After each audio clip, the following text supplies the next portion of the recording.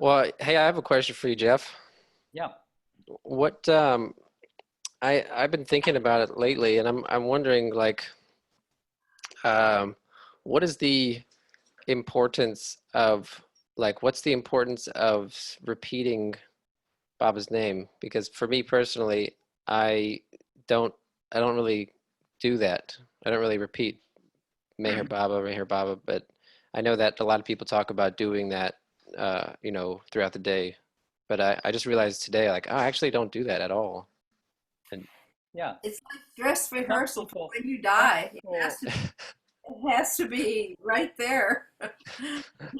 dress some rehearsal. people, That's that's my thought. You say that again, Betty?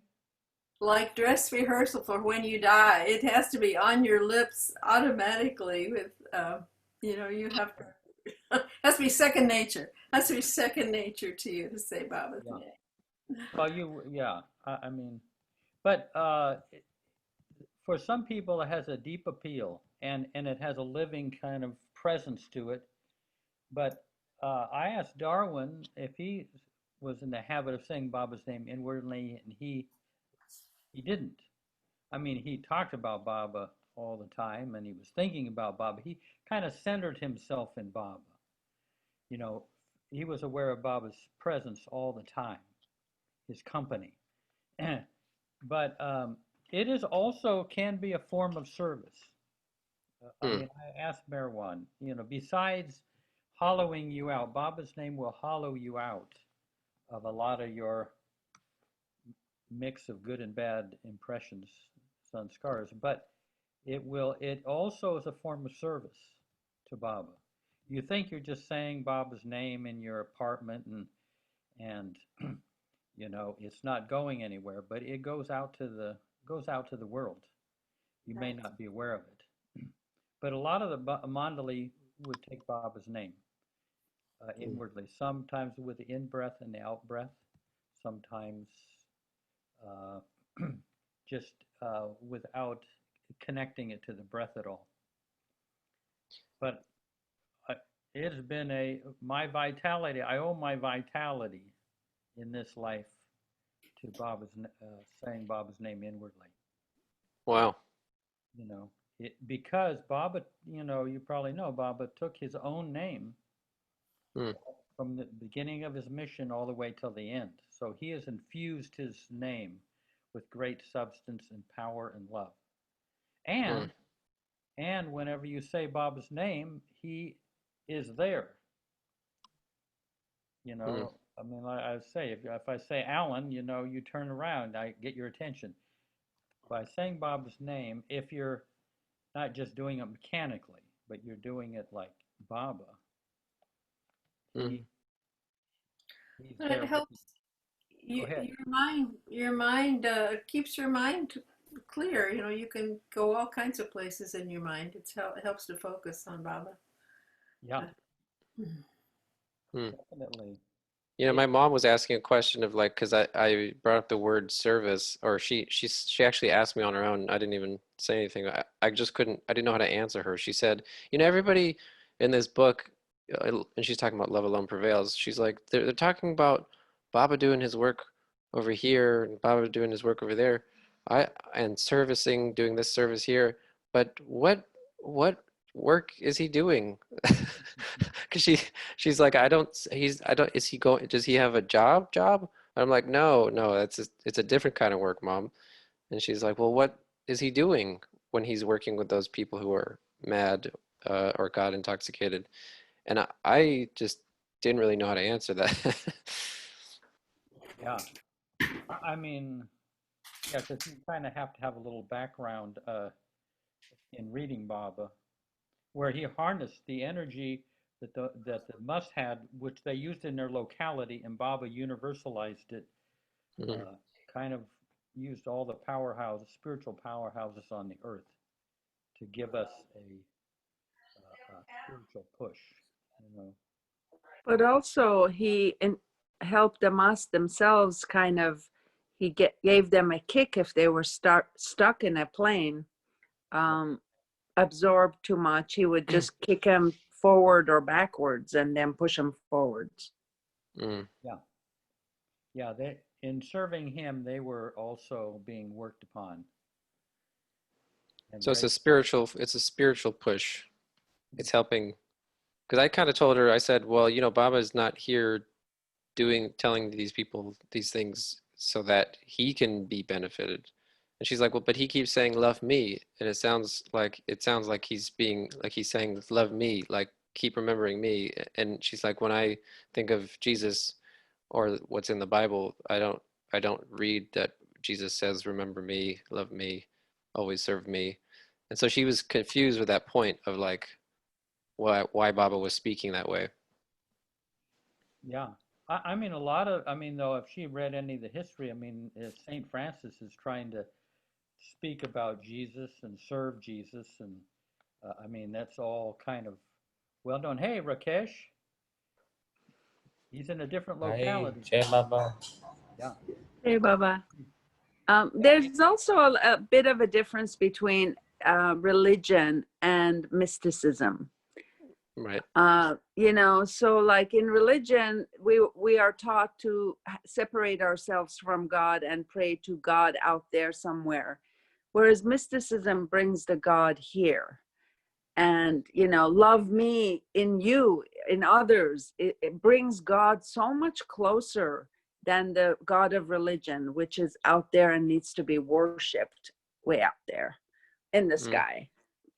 That's Yeah. my feeling. Yeah, she's kind of fumbling with the old mentality of what she's kind of grown up with versus what Bob is saying, and it's all hitting her all all she's getting the perspective of Kitty Davy in the early 30 in the 30s where Baba was like, he was pretty direct, um, which is different than reading about lovely Baba stories that people experience, who hadn't met Baba, or like, she was like, why is this book so much different than all the stories I was reading of all these loving, it feels like so lovely and such like a honeymoon. And I was like, like, yeah, I mean, it's a different context. I had to kind of explain that to her. Yeah. It felt like my kidneys started hurting when I was explaining it to her, though. I don't know why. Yeah. There's a lot of energy to explain. It's, the way Baba treated the Mandali and uh, the way we can love him, we're much freer, and we can kind of have our own timetable, and we can be a little bit sloppy and everything. But Yeah. the Mandali, he had to be very strict because, as I say, he was on a very strict timetable, and he has to get certain things done, and he has to have people around him who cooperate entirely with what he has to do, and he can't sit there and explain everything. That's a different group of people Right. than his lovers, you might say. We have we can get up and have a cup of coffee and look out over the garden and remember Baba and say his name and read a book and read the news. Yeah, I mean now more and more I'm seeing like, oh, okay, it's a different level of just total surrender, all just your all, their all, the Mandali when I read about their lives and just like, wow, Baba came to me in this life so specifically to just exactly help me see him in the exact way that I need to see him. Um, he just did it perfectly because I'm so hard-headed, and there was so many things he had to break through, and he had to be really gentle and really like that loving, feeling his presence, visions of him, things like that. He knows I already have that like background, or I need to have those things happen in order to come to him. And if I had just, I don't know, if it was any other way, it just wouldn't, Yeah, it wouldn't be the same. It was the time. yeah, he knows just how to reel you in. Yeah. What kind of bait? Yeah. That, you know. Personal calling card.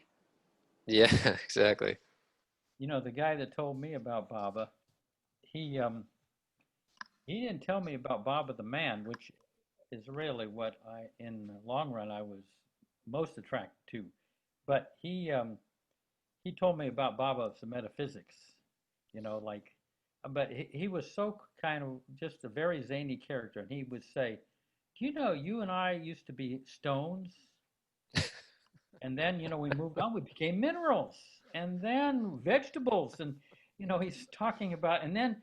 You get up on the planes. If you got on the fourth plane, you can go back down to the stone form again. And he's like talking about all of this, and I just found it very entertaining. Like a huge cosmic board game, and that this guy is, and he's got all these details and everything like that. And I used to listen to him, kind of quite fascinated, just his narration of these things. And then one day he brought in this book, The Wayfarers. And and he flips open everything, and he points to this photograph, and he says, "See this guy? This guy spent 19 years in a public urinal in India. I look at this bum on a pile of rubble. I'm thinking, I mean, is this what you tell somebody when they're when you're trying to encourage them to get into Bob? I mean, it was like, but he was like, it was perfect because it was so entertaining that when he asked me to go to a Baba meeting, I thought, well, I didn't have any. I mean, normally didn't do things like that, but I he was so entertaining. I said, okay, I'll go.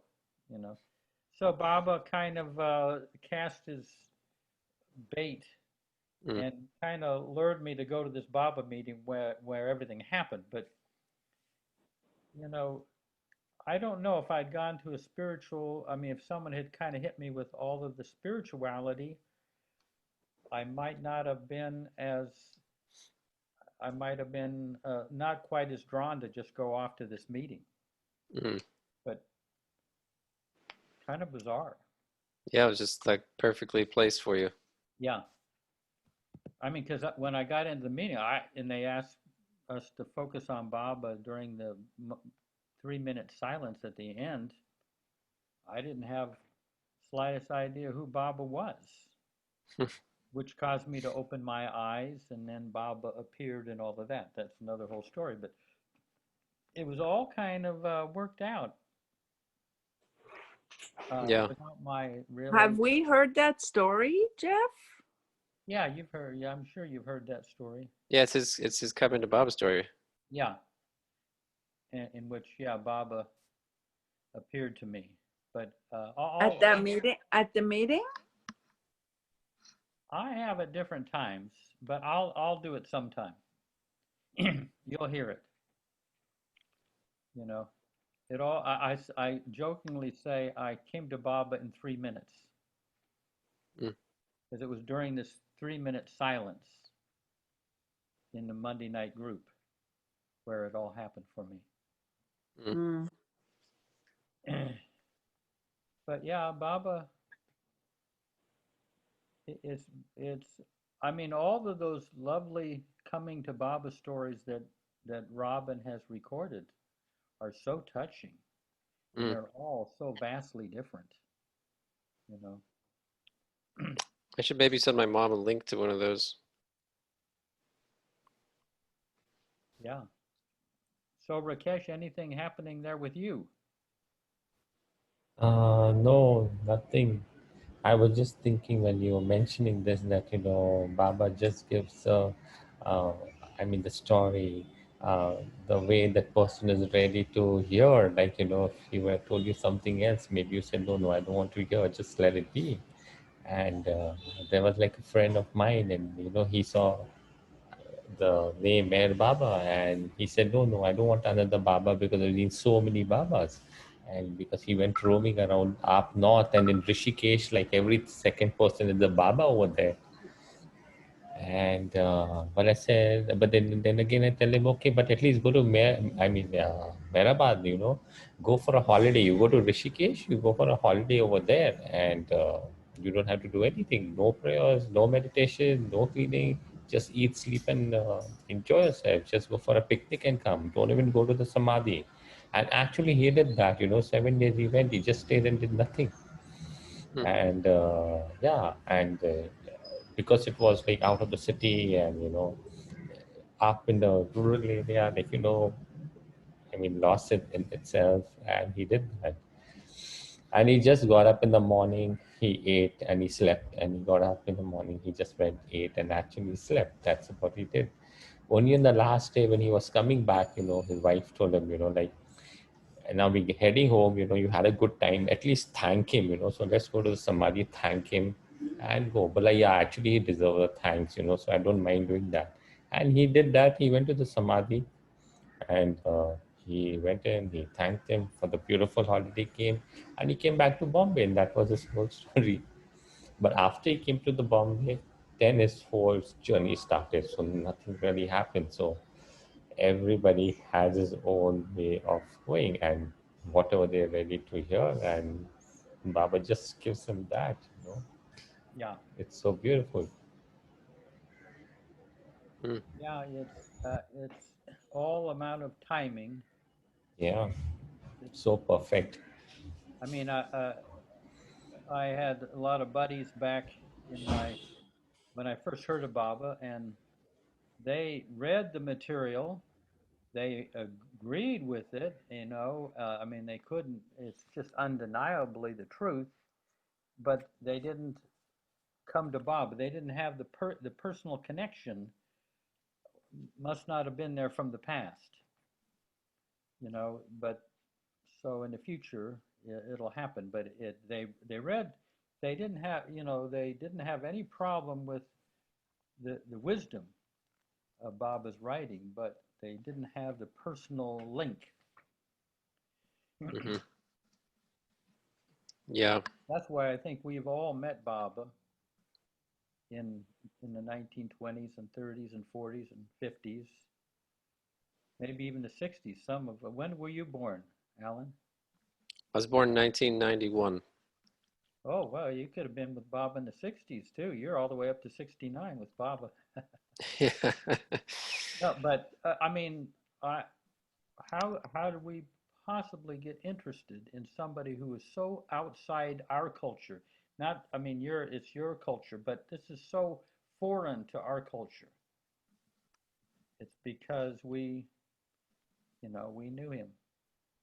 Yeah, I wasn't even interested in having anything to do with Bob. I just, I was already when I met Adrian, I was just totally set in my I was like, I'm good. I don't need to hear any more wisdom. I've got it all. Like Yeah, I thought I had it all, and I was like I read the what's that book? The the Ramayana? The yeah, Bhagavad Gita. yeah, I read the Bhagavad Gita just leisurely one day before bed, and I remember reading about that, or just reading some parts of that, and there was a moment, like you said, there was like a couple minutes where all of a sudden I just felt like my heart was just filled with like this. There was no more worry and nowhere to go. It was just like I just felt like I could rest, like finally rest. And I was like, this is a nice feeling. And then when I went to bed, that's when I had that dream where it was not a dream. It was more real than a dream. I was very, very awake, and he was right there looking at me, and he was just very familiar. It was just like, that instance where you're talking about, you see a photograph of Baba, and if you get real quiet and in tune, you can kind of enter that moment with him. And it was yeah, like I had really entered that moment back, like a real moment. It's like undeniable, where you just your whole life changes kind of thing. So yeah. that was it was definitely in the 50s. Mm-hmm. Yeah, Yeah, it was between 1954 and 58. yeah. Um, Now that I look back, and I'm more familiar with That you know period. that Yeah. period and all that. Yeah, No, yeah. I think I, I think we can. Yeah.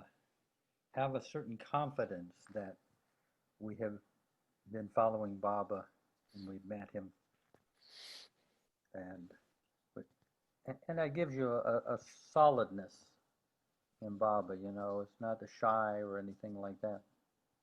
Hmm. Yeah, like especially the Gujarati prayer, that for me when I first heard it was like hearing it was like, having some sort of food that you haven't had in years or something, and it was just like I already knew the way it went, but not the words. And then I just like read over the words a few times, and I could sing along with it. It was like it Yeah. was just Wow. there. Yeah, it was just like so. It felt so refreshing to sing that again, that feeling. Yeah. Yeah. No. Hey, Fairstick, do you have Uh, a Hafiz there on? See what Hafiz I'm has actually to say about this. on my iPhone right now, Jeff. So give me some time. I'll go get my computer. Yeah. Crocheting, Yeah. Knitting, knitting. 2 needles, What's crocheting? What's the difference? one crochet, one crochet hook, but 2 needles. Oh, Yeah, nice. I'll be back. But, I could cook dinner and listen to you guys, but nah. So Mm, Jeff, sounds you're all coming watch. over. I'll see you on video. See Jay you Bob. later, Betty. yeah. Jeff, Yeah. Jeff. it's Meherchand. Yeah. Merchant. Yeah. I always feel if loss, Loss, loss for him is a gain for us because LOSS means love, obedient, sincere, and surrender Wow. to him is a gain for us. Yeah. Thus, loss is gain. Yeah. Wow. Yeah. Yeah, I don't think I could have that. I was just reading, I could see if I can find it here, but it's a poem written by Rabia of Basra. And it's a level of commitment and surrender to him that I am personally not, I've never tasted, but I'll see if I could find it here. I'll see I if just let me Jeff. find a I just poem. read it. Jeff, you've been to so many savas. You want to share some experience of yours in the savas? Say that again. You have been to so many savases, Baba gathering and savas, and you want to share something about the savas, how it is different or special, or any special experience? You were talking about like the Baba gatherings? Yes, Baba gatherings?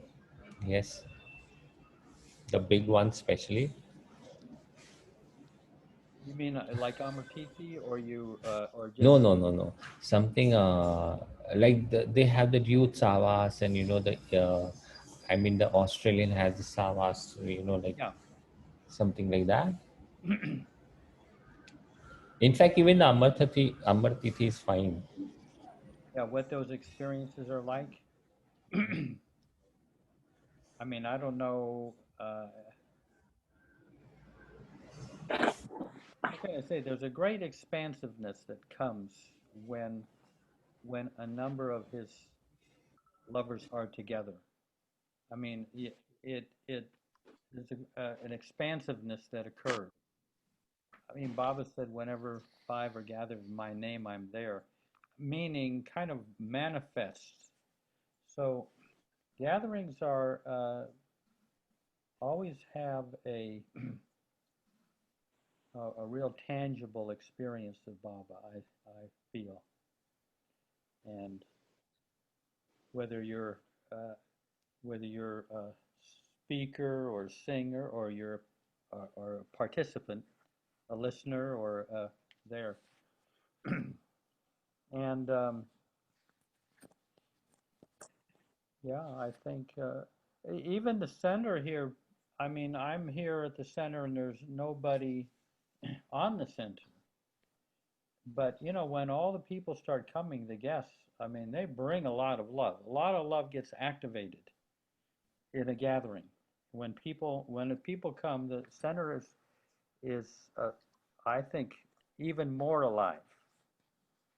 You know, even if you don't realize, you know, you might be inside your head thinking, oh, well, I don't fit in here and everything. But how we think about ourselves and what we radiate can be two different things. Mm, You know, how you think about yourself privately and what you're radiating. You could be radiating a lot of warmth and inclusiveness, even though inside you're thinking you're inadequate and hung up and whatever. They're on two different tracks. That's why I don't pay much mind to how I feel personally, because Baba could be, you know, Baba can inhabit us even though he has us over here in the corner worried about something. And yet Baba's able to live through us. You just, but that's especially so when a lot of his lovers get together. They mm, radiate uh, uh, a lot of love, and you can come into that and you can feel it. mm.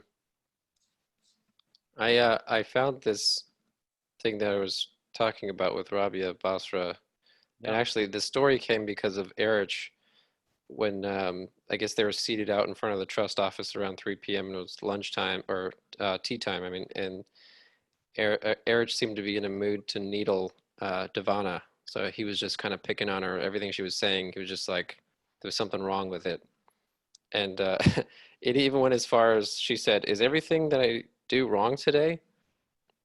And isn't there anything at all that I've done correctly? And Erich said, no, even the way you breathe is wrong. Yeah. But then he said, he went on to mention a story about how Upasani Maharaj had once said, even your very breathing is wrong, in order to draw the point home how every action of the ego self creates binding. And as he was explaining this to Devana, it just kind of was too much for her to bear. And she started kind of weeping and she was crying. And somebody else who was there, somebody named Pat, who's a longtime resident, uh, That's she kind of she kind of mockingly said to Erich, "Oh, you naughty boy, look what you've done to this poor girl. You made her cry." And Erich pretended to look surprised and said, "Really? Is she crying? I don't see it." And then Pat grabbed Erich's hand and rubbed the tears on Devana's cheeks and said, "What do you think this is?" And still showing surprise, Erich said, "These are not tears. When the color is red, when blood begins to flow out of the eyes, those are called tears." Then continuing, he said, "On this path, you are expected to shed tears of blood in his love and longing." And then he went on to narrate that story of Rabi of Basra, where she was basically all the time in prayers, all the time in prayers, and she accidentally fell asleep and nodded off for 2 hours. And when she woke up, she immediately began to ask for repentance for God for having lost those 2 hours that she could have spent with her beloved. And anyways, she went on to say this poem, which is something that it's just like, wow. She says, the flood of God's love in me dominates upon the stream of calamities which occur in my life. Oh, beauty infinite, you might even take the trouble of raising a typhoon in my life and test me whether my love withstands it. mm-hmm. Oh, beauty infinite, you might even take the trouble of raising a typhoon in my life and test me whether my love withstands it. Yeah, Wow. Yeah. And you know that Baba said that she later became Baba Jan. yeah, You know, Erich used to say, and I think that you must have gotten it from Baba, warm tears are for the self, cool tears are for the beloved. really. Yeah, so sometime if you find yourself tears coming down, are they cool or are they warm? Warm Mm, tears are for the self. Cool tears are for the beloved, and it is a phenomenon. mm. Sometimes you'll feel cool tears are coming down, but sometimes someone would be weeping there, and Erich would look at them and say, "Are they warm tears or cool tears?" They Mm. would invariably say warm tears. Oh, sorry. If it had been cool tears, they would have been for the beloved. I mean, not being critical, but Of just, course, yeah. but it's a sign. Sometimes you'll notice they're actually they. I mean, for a long time, I loved Baba for my sake, Mm. and then a certain time came when I loved him for his sake. Wow, could you repeat that? No, for a long time, I loved Baba for my sake. He was going to help me until I switched over to love him for his sake. Mm. It's a turning point. That is a very potent point for me personally. Yeah, I was just thinking about that. That was something I was trying to say one of these nights. I remember saying like I just feel like my love for Babas feels like selfish, or feels like I'm trying to get some things for Right. myself, like trying to get out of this haze of pain. And then yeah, I don't know. I didn't know there was somebody's reached, or there's that point of reaching where you are actually, yeah. Mm. Yeah. Baba, help me. Help me, whereas what can I do that would contribute to what I feel is Baba's cause? Right. The love that he wants to get out, what the service that he wants, whatever. I feel like it's a deeper level of just, uh, I mean, faith, or Yeah. yeah, resting in that faith. I remember I told you this, I think, that back in the 70s, I used to sleep on a cot at the back of the gateway in the office, the old gateway. Uh, and I woke up one morning, and just before I woke up, Baba flashed this to me. You can live a good life, but does the world need another good life?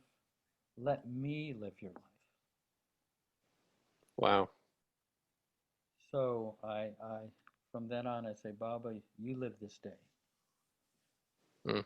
For many years, I said, or for a number of years, I said, Baba, you live this day for me. Mm. You go into the center, you speak, you share, you embrace, you work. Then after some years, I said, why should you live it for me? You just live it. Mm. You live this day. You And live I this thought, day. Yeah. not for me. You just live this day. And I used to, and I thought it was implied. Well, when he first said, let me live your life, I thought, well, that's implied that he could live my life if he wanted to. But I realized that we have to invite him to live our life. He has to get our signature on that. Mm. I think, he's there at this threshold at the door with infinite knowledge, power, and bliss, and divine love and everything, but he can't barge in and take over our life. We have, It's this not is automatic. Baba, he has to get it from us. That surrender is, um, you know, love is a gift from God to man. Obedience is a gift from master to man. Surrender is a gift from man to master. Mm. So uh, we have to invite him to live our life. Well, I feel like that really cuts through a lot of the thick butter of all the things of like asking like, why is this happening, Baba? Or like, why do you why do you do that to them? Or Baba, please let this be different. It's like, it's, I think living in that perspective of Baba, you live this day, it really, it really cuts a lot of those tentacles of other thoughts of like why and how and what am I doing and why am I doing this? Why can't I have more money? Da da da. You know, it just I feel like it really cuts a lot of those. Gets rid of the middleman. Yeah, That doesn't necessarily mean, I mean, I'll say this. If I say, Bobby, you live this day, he still has to live it through my good and bad, my selfishness and my love. It doesn't come out the way it comes out of him when he's sure. physically on earth. It's got to go through my scars. So it loses that pristine beauty that it started out with, but at least it's coming from him and not from my bundle of scars. Yeah. You know what I mean? It comes through my scars. It's not coming from. Well, it Because seems like that works on worry. what's that? It seems like it works on the aspect of worrying, like, you know, to entrust, like you're saying, just to say, Bobby, you live this day. It's like, I mean, I don't know. Maybe even you can even worry, but it's Baba worrying through you, or I don't know. Like you still are experiencing that. Like, you know, I've had days where I've tried this and it feels very, well, I haven't tried it necessarily the way you're speaking because it's been like, Bobby, you speak for me, you know, or I'm still in that level of like communicating with Baba. So, but I think when what you're talking about, it seems to maybe grind away at worry, personal worry. Yeah, yeah. It yeah, it definitely helps with that, even though that's not your aim. Hmm. Your aim is that he will take you up on it. And what I find during the day is I realize there's certain moments where I realize he's taken me up on this.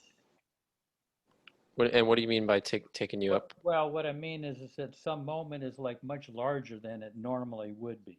Um, More spacious. There's an interaction that's much deeper than I would have been able to do on my own if I was running the ship. So mm, so I don't need that assurance, but here and there, there's some assurance. Like this is what's going on here is something beautiful. It's like miraculous. I mean, even we're talking here, we're talking about how to live for Bob. You mm. know, if I go to the store, I can't have this kind of conversation. You know, uh, you know what I mean? Or Yeah, a lot of exchanges with people, they may not be open to this, you know, kind of thing. But this is this can be wide open. You know, this can break your heart wide open, so that there are other ways of Baba living for Baba that can come right. through, that can open up.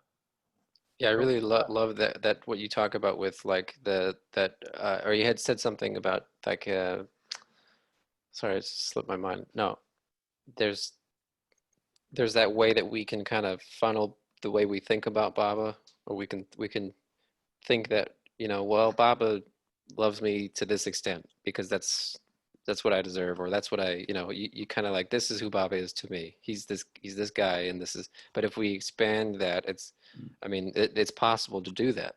It's yeah, possible. I mean, I'm not saying I've experienced that, but what you're saying sounds very familiar to me. I mean, it sounds like it's possible. yeah. I mean, we would love. We're going to get to you, Fair Stay, but we would. He would love to live our life. I mean, that's the whole thing. It's not like, oh, I got to deserve it and everything. Right. You could be a total scoundrel and ask him to live your life, and he'll do it. Hmm. And you'll be a little more loving scoundrel than you were previously, you know.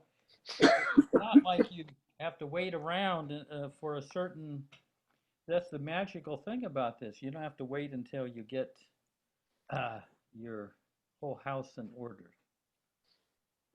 That's hard for me. I really have a hard time with that. I feel like I live most of my life where it's a if then situation. You know, if I do this, then I'll do that. Then I'll get this. If then, you know, it's very hard for me to really The feel world like, of you know, contingencies, or the world of conditions. This yes, is conditioned on that, which is conditioned on that. right, You know, in the last effort and grace, uh, we talked about. I mean, Darwin talked about first cause. right, That Baba is God is the first cause. And the reason it's a simple term that no one caused God. God is the original cause.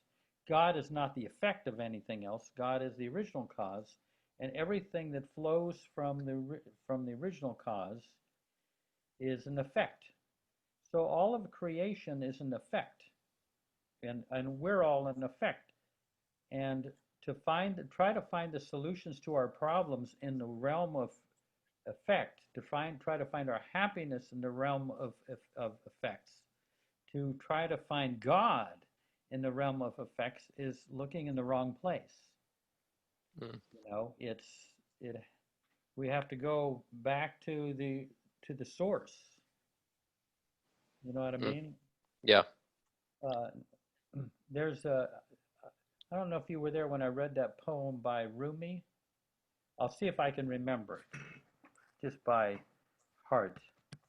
A bird is soaring high up in the sky, while its shadow races along the ground below. You you are seeking the shadow, which is only an image of the bird.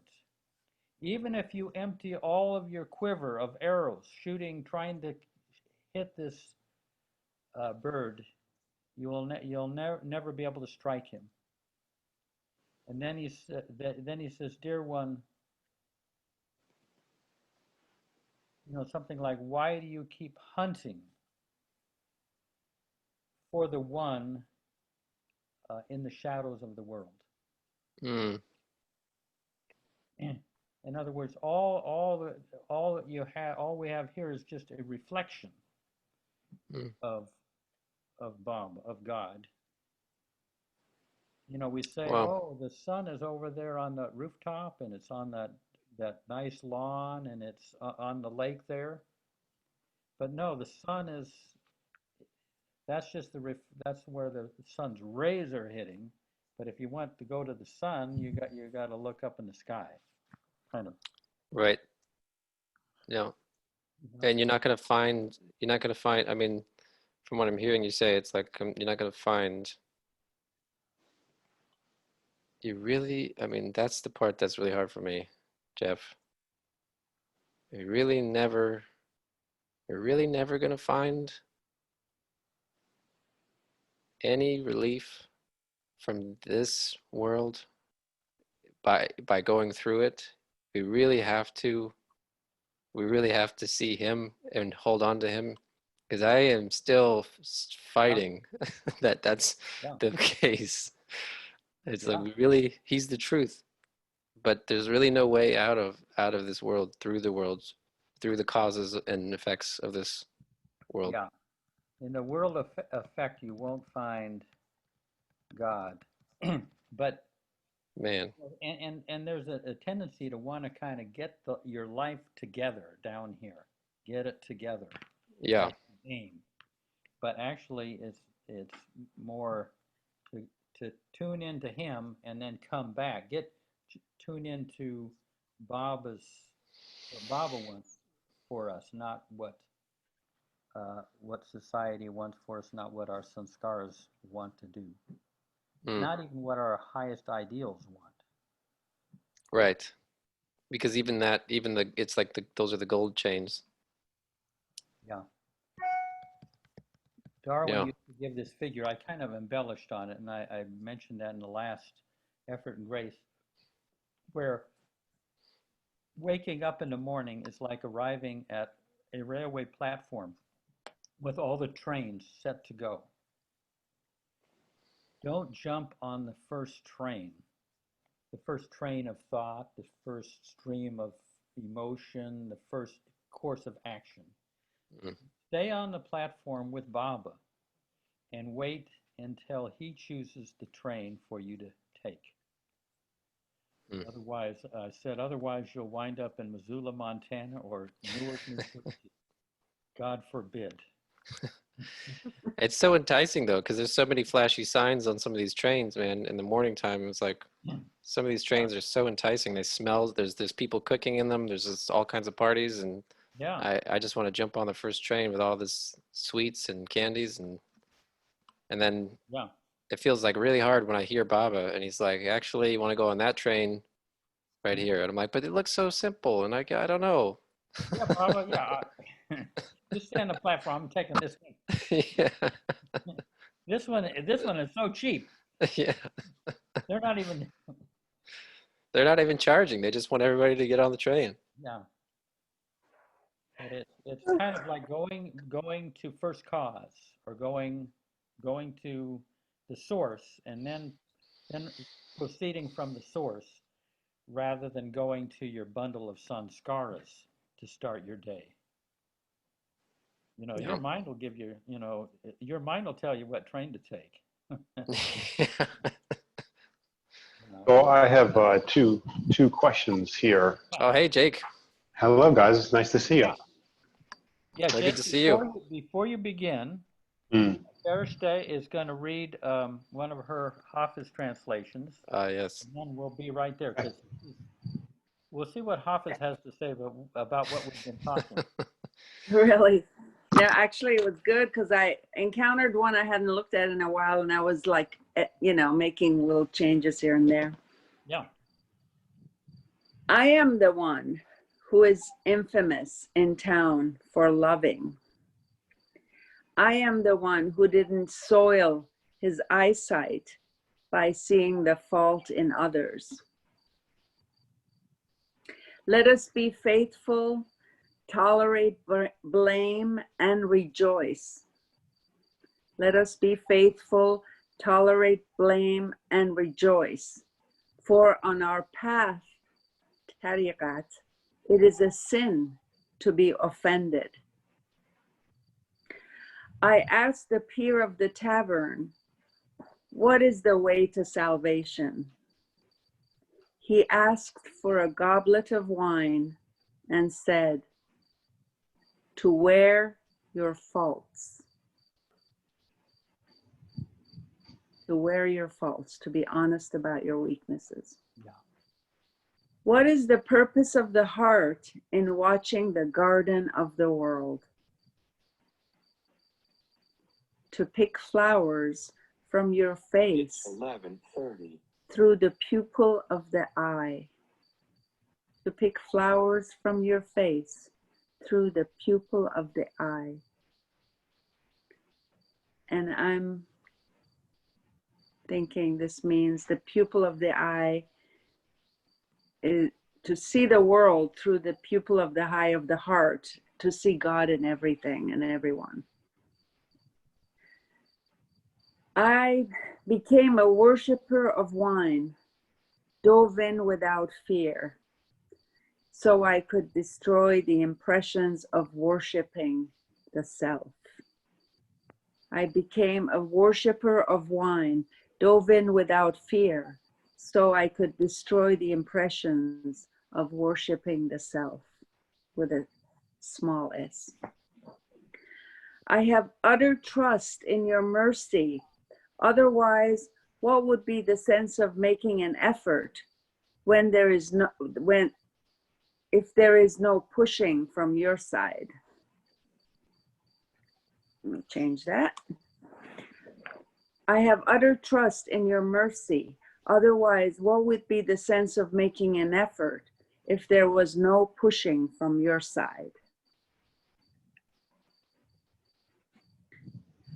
Promptly we shall leave this gathering and return to the tavern. It is imperative not to hear the sermon of those who do not practice what they preach. Uh-oh.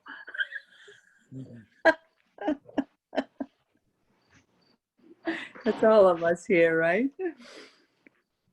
Learn the art of love from the line on the face of the beloved. The line on the face of the beloved is the soft hair grown on a young girl's face, or, you know, your beloved, let's say, your beloved. Learn the art of love from the line on the face of the beloved. See how beneficial it is to circle around the face of the object of our desire.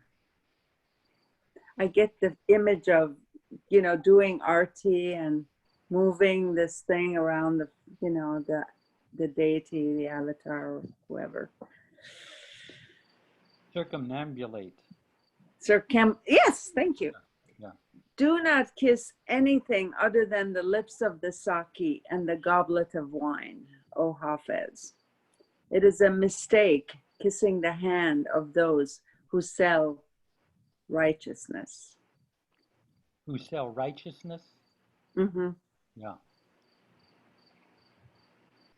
Yeah, beautiful.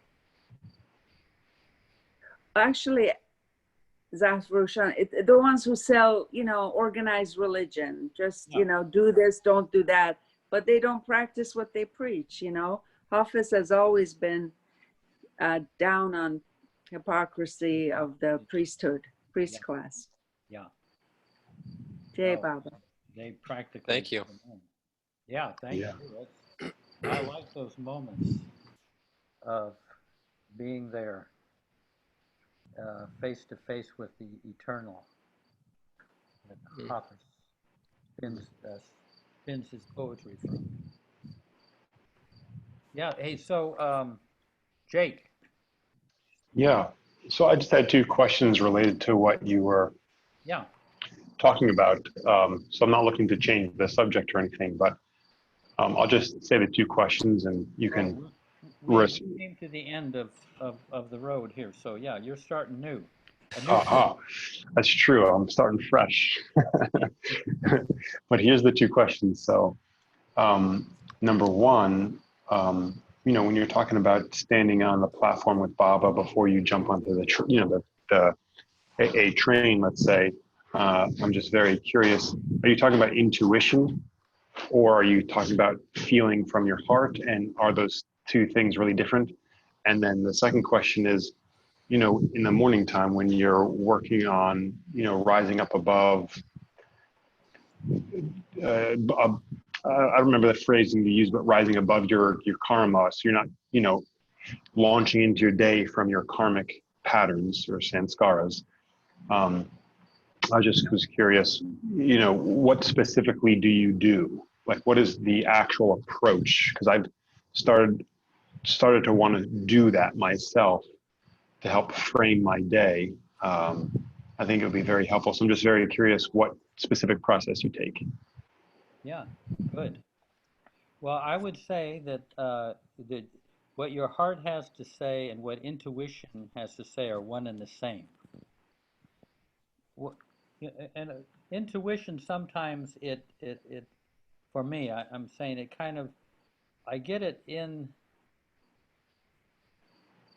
it sometimes it is just a pure feeling that's very clear, and it might if it goes up into my mind might put words to it, but I already know what's being what's being conveyed.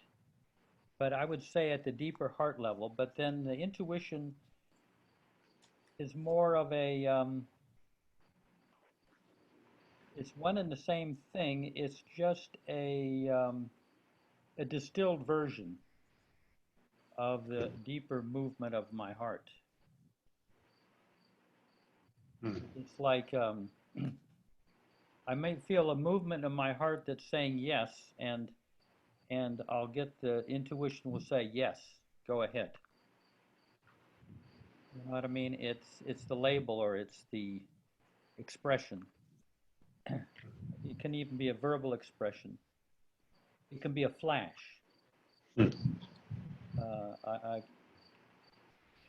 I'm just saying that, and that's what the Mandali kind of said. It's not so much Baba speaks in words, but he gives you an intuition, and you could put it into words.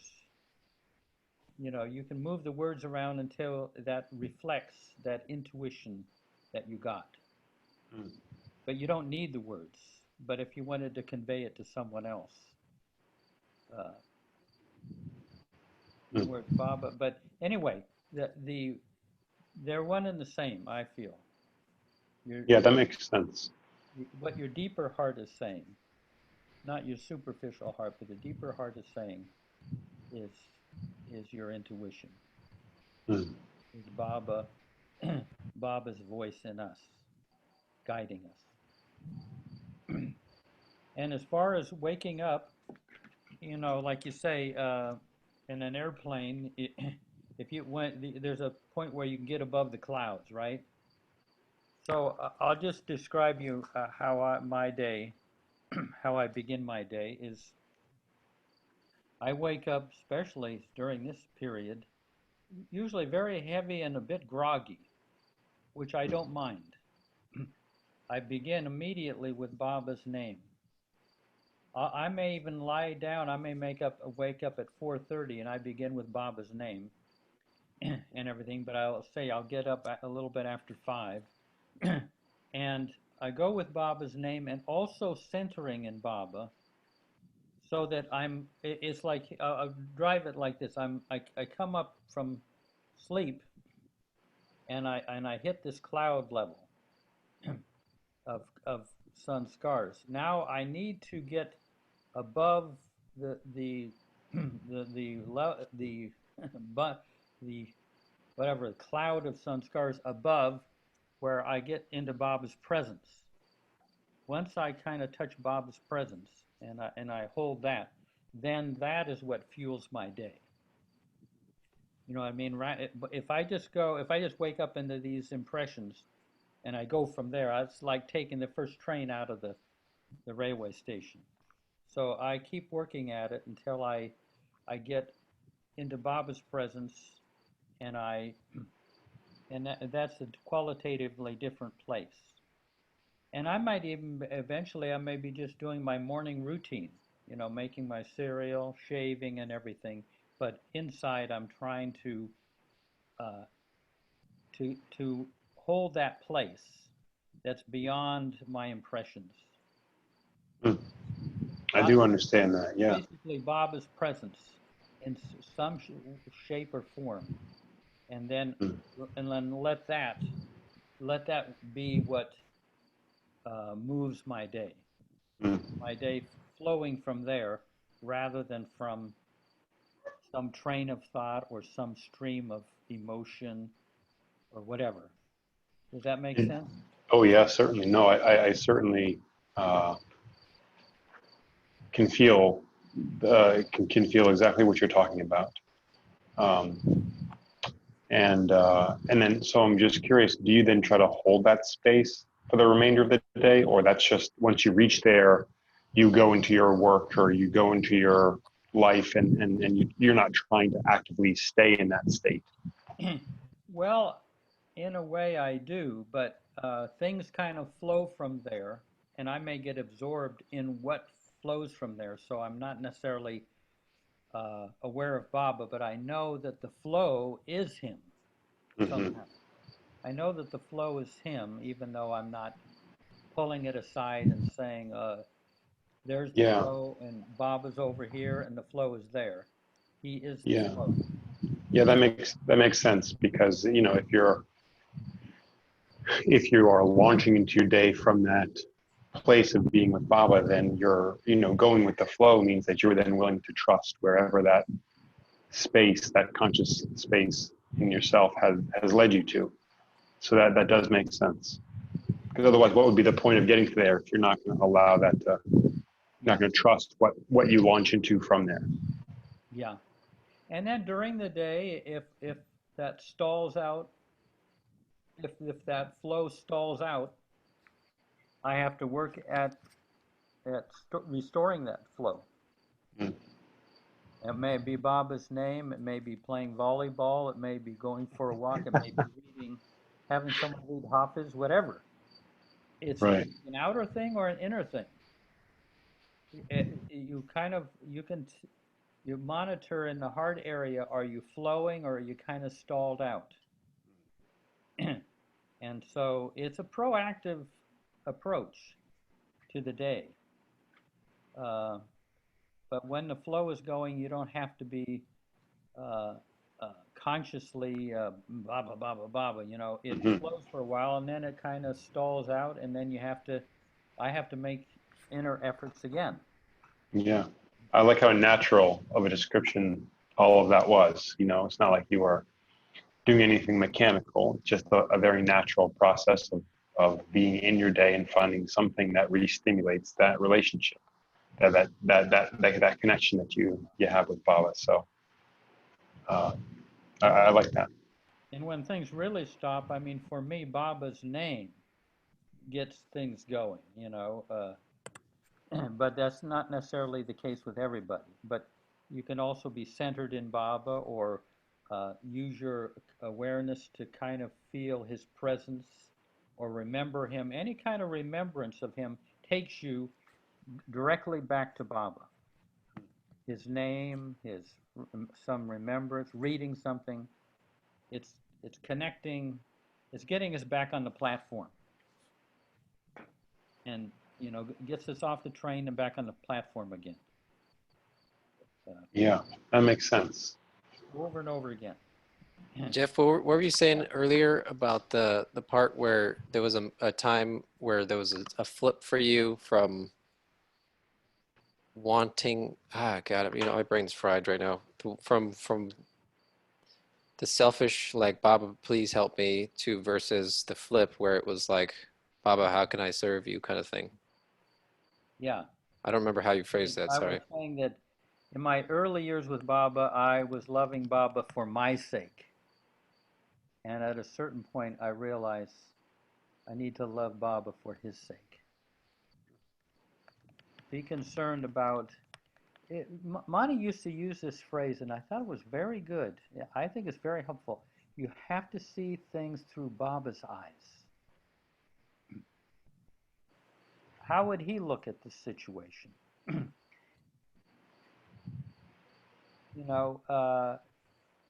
What would he like being done here?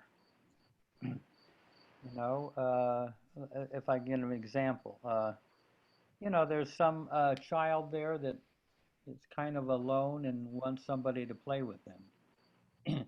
And you see that, and Baba wants you to go over and do something with this kid. You're seeing it through Baba's eyes.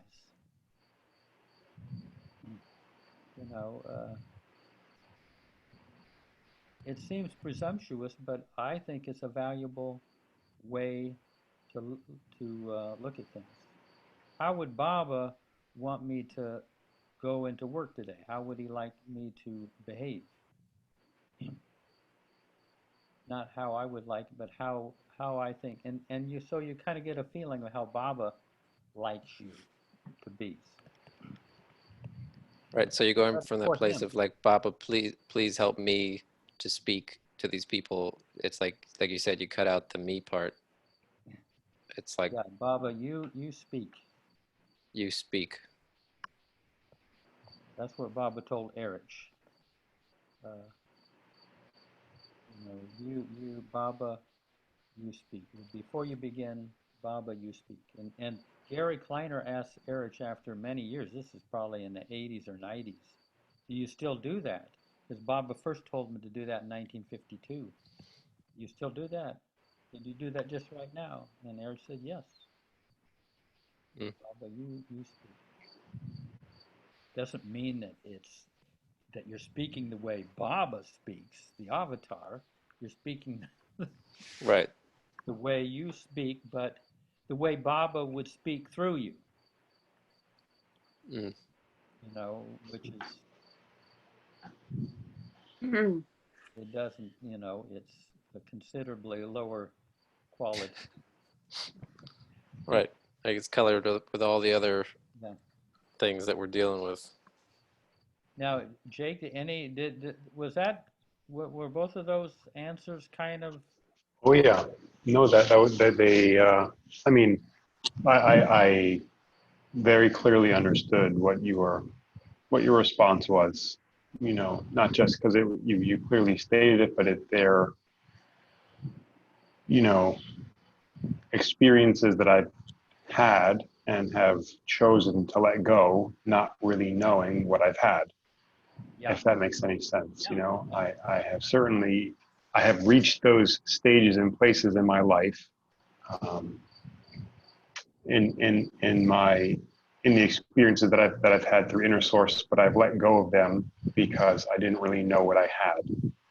yeah. Um, so Yeah, anytime you, during the day, you can try to center in Baba or say his name, even if you have to leave your teaching or something and go into the bathroom or something or whatever, and mm, try to touch base with Baba's presence in some way or another. Even that's why Baba's name is a valuable thing, because you could go to that and that makes him present, even if you uh, even if you don't experience it. He definitely is there. Whenever his name is called, he is there. yeah, I mean, talk about needing faith for that, because like you said, you might say Baba's name, but and you might not feel any different. Yeah. Um, but I really I find that very beautiful. There The was a fact that that story I even read about requires that. faith. Oh yeah, Sorry. I would love to hear it. No, no, go ahead. I would love to hear what Yeah. you have to say. There was a man who was a a perfect master, and he was speaking out to this group of people, and he would kind of always just repeat the same thing over and over to them, which was, always just repeat the name of God's name. Just keep repeating God's name, and that was basically the gist of his whole discourse that he would always give. And finally, one of these guys that was in the crowd was a little bit sick and tired of it, and he decided to stand up and say to the perfect master, he was like, you keep talking about how we need to say and repeat God's name. It's not doing anything for me. This is not. It's nothing's changing in my life. So how is it that we just keep repeating Baba's, or not keep repeating God's name? And so the master basically ignored him, completely ignored him, as if he wasn't there. But he was the only guy in this crowd that's standing. He's still standing, and he keeps continuing with his discourse. The master does, and he's talking, and so the guy is just feeling embarrassed and kind of like, what? He's just standing there, and it gets a little more furious. And he's like, "Are you just gonna ignore me? You're not gonna answer my question?" And finally, just in like a lightning bolt, the perfect master looks down at the man and says, "Sit down and shut up, you bastard." And the guy is like, "Oh," and he just kind of like slumps into a seat, and he's like shocked, and so he doesn't say anything, and he's just kind of like, and the crowd, he just the perfect master then continues with his discourse, and this guy all of a sudden just feeling totally humiliated and embarrassed, he just starts to get like rageful, and he's just like so infuriated that this guy who he doesn't think is like a true master is like embarrassed him. So he stands up again, and he basically says, "Hey, you deserve to give me an apology. Like, this is ridiculous. How could you speak to me like that?"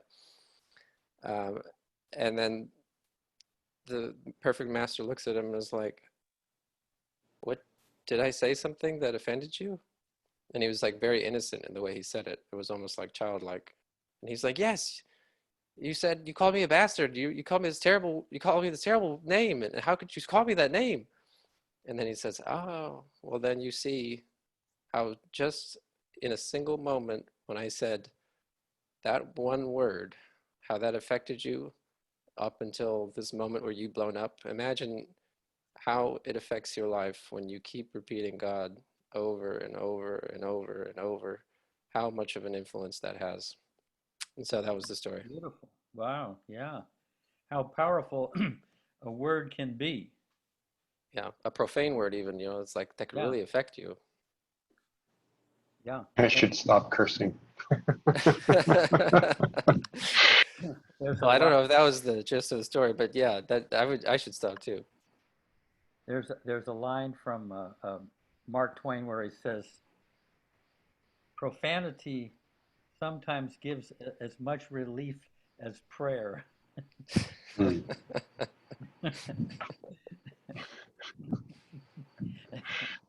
Uh, But no, and as you say Baba's name, it gets more and more powerful. That it it has a presence about it. It goes on expanding. Uh, so anytime you can work it in, it is actually very powerful. In fact, Ramakrishna, the perfect master from the 1800s, said during the Kali Yuga, during this period, the only thing that will help is the repetition of God's name. Mm, That's what he said. Ramakrishna. wow. wow, that's no joke. Yeah, it's that vital to our life. But when you work it in here and there, if you can work it in when you're walking along walking into the schoolroom, whatever, ba ba ba. Hmm. Do you say Meher Baba, Jeff, or do you just say No, Baba? I just go Baba. Ah. He knows. He knows what Baba. He knows it's him. But saying Meher Baba, a lot of people say Meher Baba. Yeah, I find myself having to say Mandali, Meher Baba. Mandali mainly said Baba. Baba. Some people, some Mandalis said say Meher Baba because Mm. there's so many Babas in India.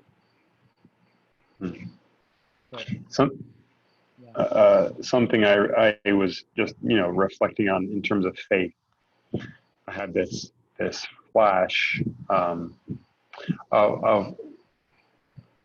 something very helpful about faith, and it's that um,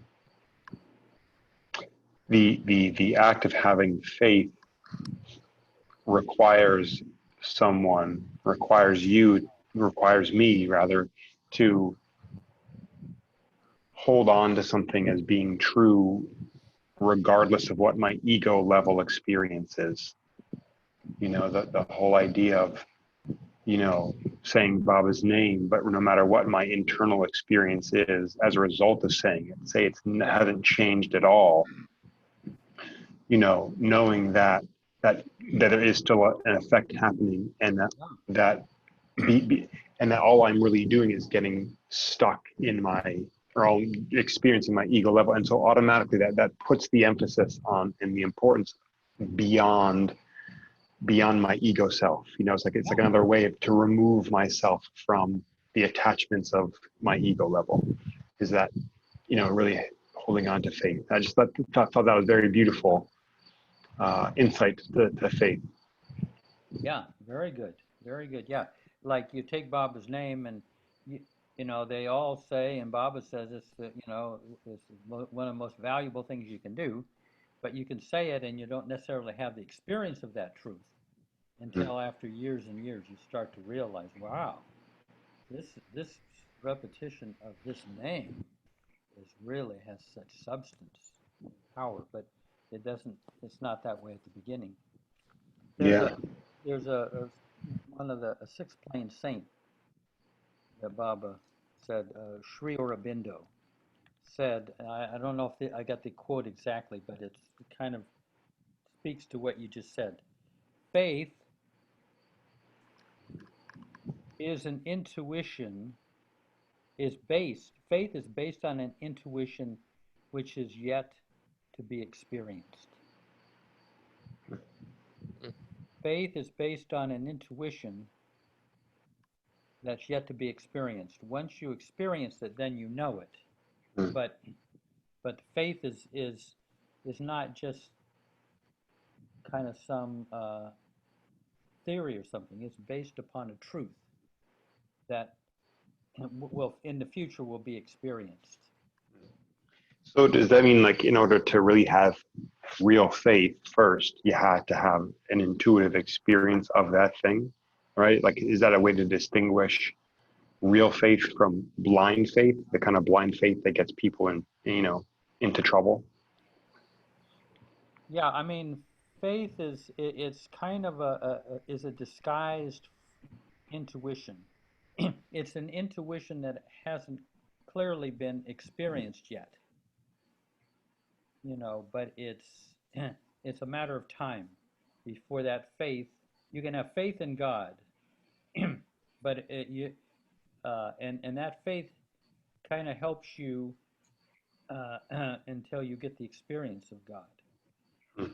You can have faith that that Baba is present with me. You can have faith in that, but then eventually you get the experience that he is with me. So it's like, and I also find sometimes that I have an intuition long before I have the experience. In other words, I can know that it's valuable to be generous. It's a valuable quality, but I may not become generous maybe 20 years later that I actually become generous. Yeah, yeah, that's good. Even though you know it, you see the truth of it and you don't Huh. have any doubt about it, but there's a line, I see, yeah. that he who knows and does not do does not know. Say that again, say that line again. He who knows and does not do does not know. Hmm. If you know that it's good to be generous, but you're not generous, then you really don't know what generosity Right. is. I like that. Kind of like that. Yeah. Yeah, there's no fooling knowledge, Yeah. Yeah. So what about, like, blind faith? Because I feel like, there's, my sense of things is that there's a lot of people, or there are people who kind of have, like, rock hard faith in something, but if I feel like, from my experience and my perspective, if they just use a little, a little bit of their mental prowess to, like, really think things through, they can see how that thing they have faith in doesn't really pan out that way, or might not be entirely true. So, like, and I would kind of call that, like, blind faith, like faith without being in something, without, well, Yeah. faith in the absence of there's a word I'm looking for about what your mind does, thinking, but with faith without critical thinking. Yeah. But then at the same time, I feel like there's, faith requires that, okay, you're holding on to something as being true, even though you don't experience it. So, like, how, Yeah. does anybody have any wisdom about how those things mesh together, so that, you're using faith in a positive way and not in a negative way that gets you bound and caught up and lost? Yeah, and I would be more inclined to call those just false beliefs. But the way we're defining faith is it's based upon an intuition that is not yet experienced fully, but it's linked up with the truth. Whereas as kind of what you're calling blind faith is just you can have blind faith in some spiritual leader who's a total hypocrite.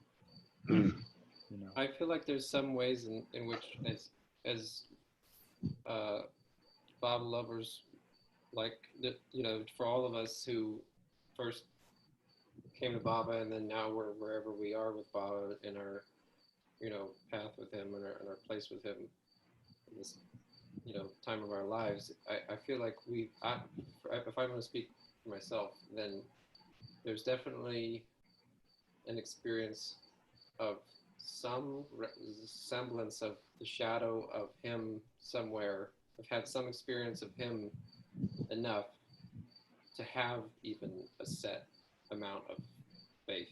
If I didn't have, for me personally, have those experiences, if Baba didn't flash or present or be in the certain ways that I need the way my mind works, then Yeah. I would not be able to speak truthfully. That, like today, my mom was talking, and she's like, "Who is Mayor?" And what came out directly, and this, my mom's not a Bible lover at all. I was like, "He's perfection personified." It just came out, and I for a split second I was like, "Is that what I really? Is this what I have I experienced that to even say that?" And I was like, "No," but there's some part of me that has touched that place somewhere to have enough, you know, true faith and to be able to sit with myself, to be honest, and to be honestly say from my heart, like, yes, that's true. That I have, yes, I have that faith. And I don't need any more explanation about it. You know what I mean? It's like, Yeah. I think we've all reached some of it, you know, there's something about that. We have that experience that brings us to that. And if you haven't, then explaining that faith, I think is very hard. Like I couldn't explain that to my mother, for example, today. It was impossible. Yeah, because based upon a whole lot of internal experience that you wind up encapsulating it by saying he's a personification of perfection. You've had enough experiences that you kind of know that and you blurt it out. Yeah, I never even said that to myself before. I've never Yeah. been like, Baba, you're perfection personified. I mean, I've read it somewhere here and there, but to say it out loud to someone who's not a Baba lover, who's having doubts about, she's like, you know, these stories are kind of, reading some things that are kind of weird and making me feel uncomfortable. Who is he? And I was just like, he's perfection personified. He's God in human form. She was like, oh, like really innocently, like, oh, so he's okay, so he's perfection personified. So, oh, okay, well, what about this? And she just kept asking. She's like, oh, okay, maybe I should read discourses. Yeah, no, that's good. So it seems like then in this discussion around faith, like that, you know, experience needs to precede faith. You can't have faith in something without first having an experience of that thing. And then in the working out of life, you know, you have an experience, but not one that's continuous. So the faith is the placeholder until it becomes the continuous experience. Is that kind of the idea here? I like that, a placeholder. Yeah. Yeah, it kind of holds that until you fill it out. Hmm. Fill it out with experience. But you Right. have, it's a knowing, but it hasn't quite been filled out by experience, you know, so that you really know it thoroughly and you live it, Right. you know. That's Yeah, sometimes I like I that. long for that. What's that? You know, You know, like sometimes I really long to have those experiences last longer than a few moments. You and me both. when I was back in my probably about around 1970, kind of just after college, I had 3 weeks with Adi and Margie, and I was with them every day. And I said to Adi one time, you know, Adi, I have this ability to kind of look at somebody and kind of know how they're feeling, what they're, you know, how they're, you know, whether they're sad, whether they're happy, whether they're be able to look at them, and I can see. Now, what place does that have in in what Baba has said? Because you know, this was um, I felt was my strong point. You know, I could kind of see. And Adi said this. He said that what you have is perception. Basically, he was saying what that is intuition. But to feel how someone feels from head to foot is a different order of experience. In other words, I was up there in a little perch looking and seeing how someone is feeling. You know, I can see it, but to feel how someone feels from head to foot, that's a different order of experience. Yeah. So one is a perception or an intuition, and the other is empathy. Isn't that love? Like I listened to you describe that, and I'm like, that to me, that is love.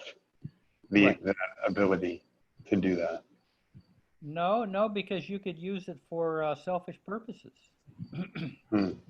You know, you could look at see where somebody's kind of vulnerable, and then you could take advantage of that. So Okay. it doesn't necessarily, but he put that into context, and it made this thing that I prized so much, some small little viewpoint, when to feel how others feel, to experience, to empathize, is really what you have to do eventually. But that's, I was just gonna say, but isn't that the part, like the empathy part, isn't that the experience of love though? I mean, that's what I meant before. Maybe I Yeah, misspoke, but yeah, yeah. because The empathy is the greater love. right, because I was thinking like that's such an opening. It requires such an internal opening. I feel Yeah, to be able to not only to welcome that in, but then be able to feel it, tolerate it, hold it, be with them, so on yeah. and so forth. I mean, that's a real. So it's a beautiful thing. Your Beautiful thing. consciousness has to be able to vacate yourself and go into someone else and experience them as they experience themselves, rather than experiencing them as you see them through your own lens. Mm. You know, I mean, I always felt when I was talking with Erich that I felt, in fact, he knew me better than I knew myself. Wow. He was in me and more aware than I was in my own self. What do you mean? What do you mean Yeah. by that? Like he would come up and be like, "Hey, Jeff, why are you so tense?" He could do that if he wanted. But I felt like he could vacate himself and be over in me with a great awareness of what it's like to be me than I am aware of myself being me. Wow. Does that make sense? Yeah. I mean, so Because Yeah. because he's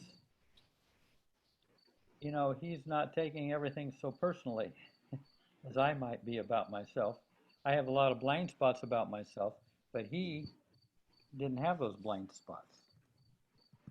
He so could. who was it that told you that again? The if you feel someone from head to toe. Adi, Adi Kairani, yeah. So is he? Is there a deeper? Is there a deeper kind of like when he said that? I just felt, or when you said that, I just felt like um, I can't imagine walking around constantly feeling what everyone around me is feeling exactly as they're feeling it. I don't think I could mentally. If he's talking about literally, if that's the way his consciousness is walking around, and he's able to sustain his own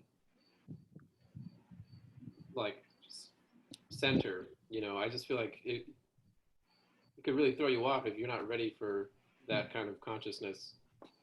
And all of a sudden you're like, and you go into BART or, the train and you just, you're feeling everything all the time. And I think it reminds me of what you're saying about even doing the simple, like saying Bob's name or remembering him is actually an act of service to humanity. And that to me, like it reverberates out, and so you're able, it was like that conversation we're having the other night with Jake, right? That like when you start to feel, you get in touch with the universal experience of like what the world is actually, what we're all experiencing as a human. If you really tune into that, it can be sometimes overwhelming, but Actually, some of the collective. Mandali were feeling that a lot of the time. Anyways, Can I say something about that? Yeah. I get the sense that it's controlled, like they, the people that are able to do that, the advanced souls or God, or that they would be able to control that so that when they're focused on an object, that's where their attention goes, even right. though they're aware of the world, but they're not necessarily they're in the moment, and that moment the attention, the nazar, is on a person, and that's what they're perceiving at that point, rather than this I can't fathom being in human form and having God consciousness simultaneously. It's just Yeah. what, so it's just beyond our capacity of understanding. What do you think, Jeff? Well, I'm just saying what's most what creates the most confusion is when there is you and the other person. But if There you go. but when you go over into them as they experience themselves, then you're into a wholeness. Uh, You're not over here looking through the lens of yourself at that oh, person. okay. That's Right. that's the thing that creates the the difficulty, the disharmony, because you got two things going. But if Wow. you So if there's not you much room for conscious criticism. and go over to that person, Yeah. there's there's a You wholeness. become that person, right? You Yeah. essentially become that Yeah. person.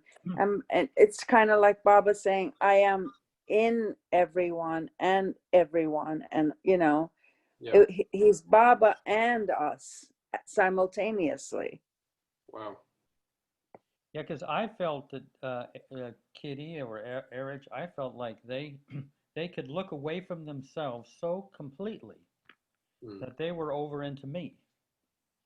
And being over to me wasn't a problem because they were all the way over into me. They weren't. Wow. Kitty wasn't like looking at at me from Yeah.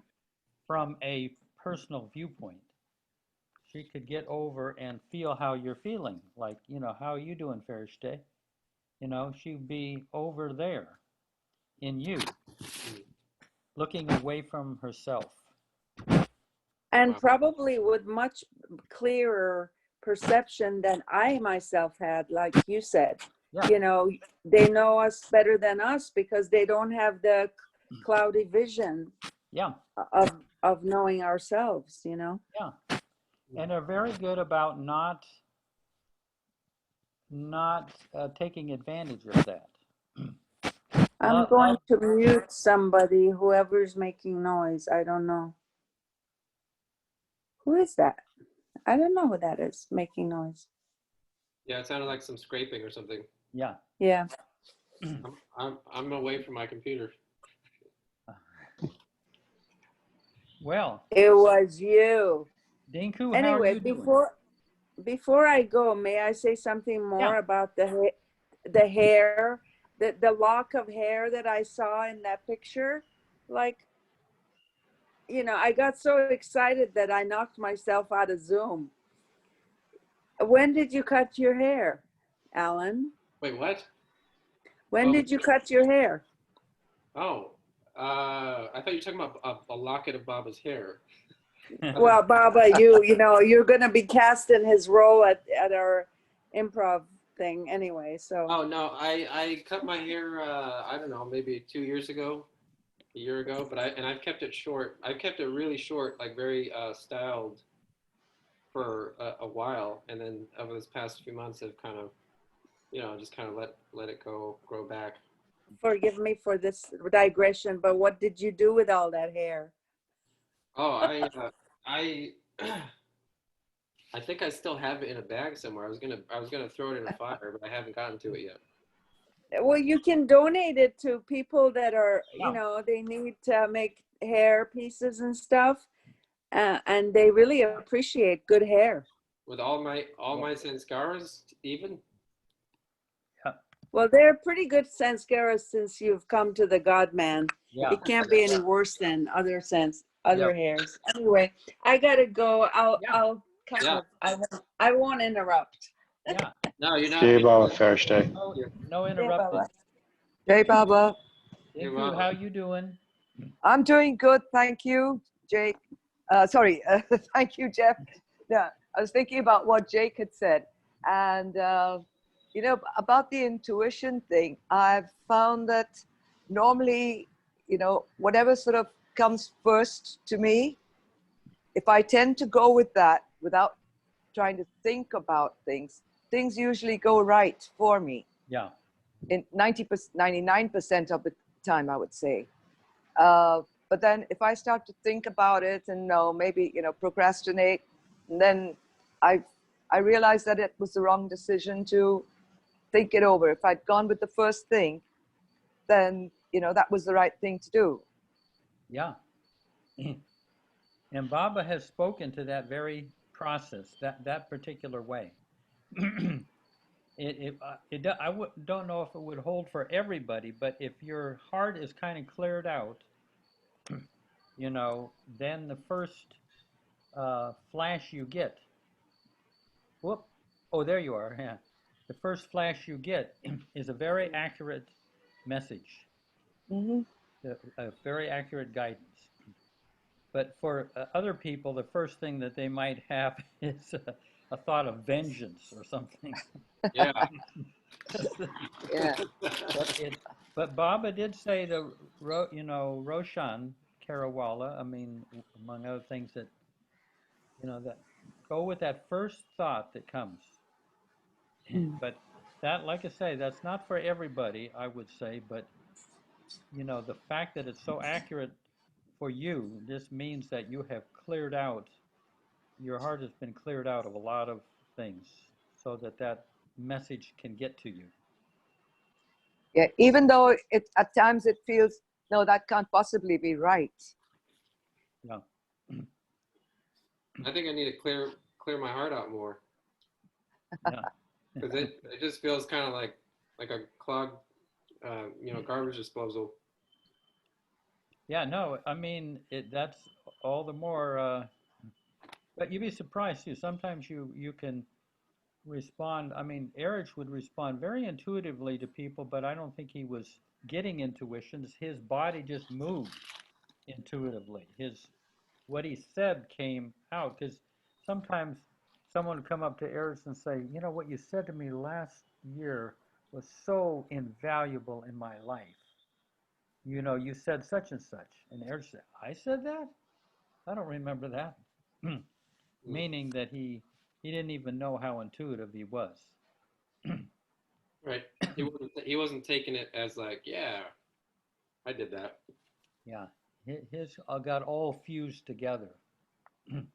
That's probably the postgraduate stage where your whole being is intuition. You're an embodiment of intuition.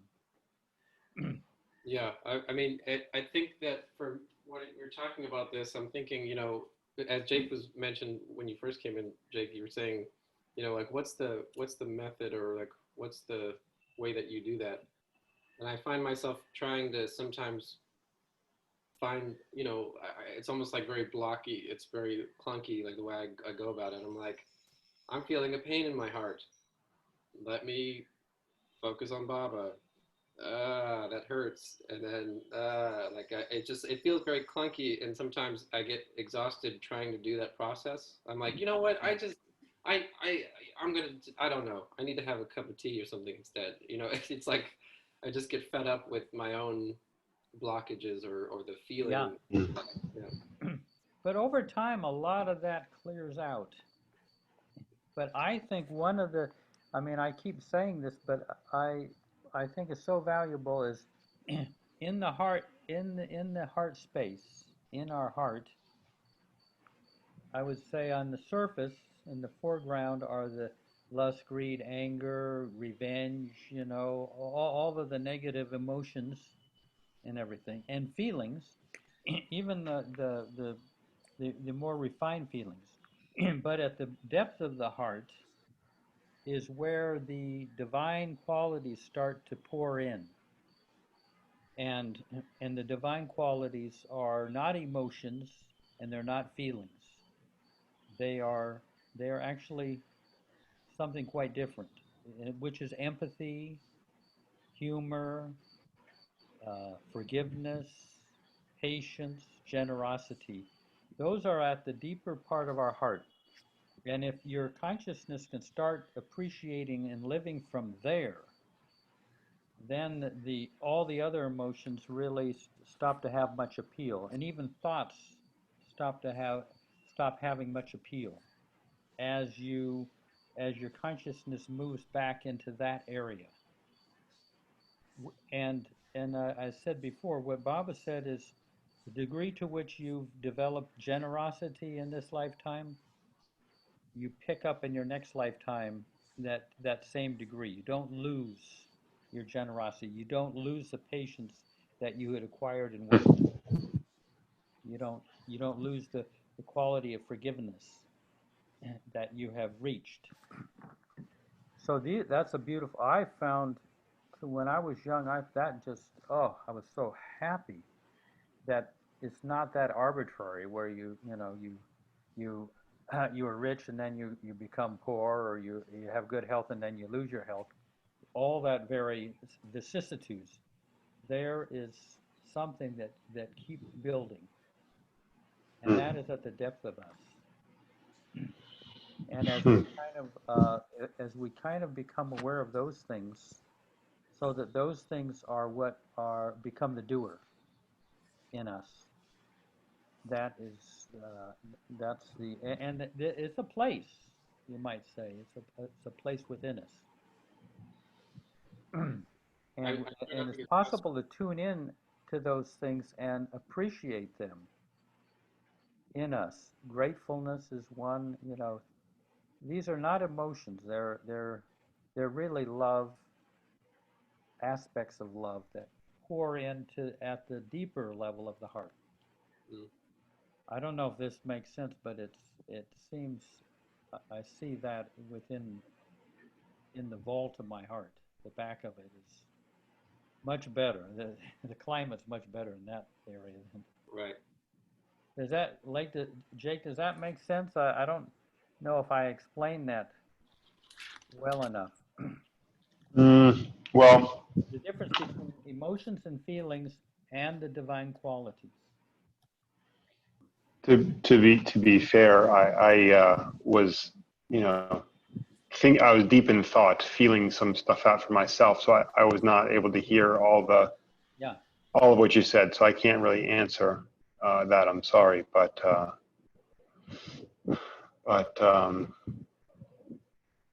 if you wouldn't mind saying it again, I'd be happy to let you know my thoughts.